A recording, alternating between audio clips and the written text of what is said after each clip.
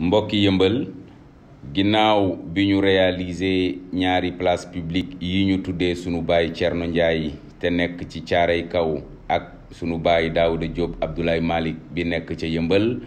ak poste de santé bi nga xam ni moom la ñu tuddee Cheikh Sidati Fall alias Pakoti te ànd ak maternité,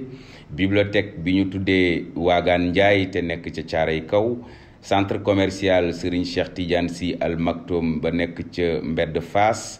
premier poste de police bi nekk ci Caaray Kaw, premier collège yu Yëmbal Sud bi ñu tuddee sunu baay imam Mouhamadou Sakhir Gaye te nekk ca Afia. maa ngi am mbégte ñëwaat tey di leen présenter li nga xamante ni mooy maquettu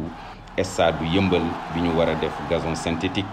et projet boobu nag mairie bee ko financé entièrement te ànd ci ak ñi nga xamante ni ñooy équipe bu Fanon bu Yëmbal ñu leen di tuddee Union des frères de Yëmbal. maa ngi am mbégte di leen jox rendez-vous ci fan yu néew ci site bi ngir pose première pierre bi. man la seen maire Bara Gaye mi ngeen yónni woon depuis 2014 te yàkkamti ko jërë ngeen jëf.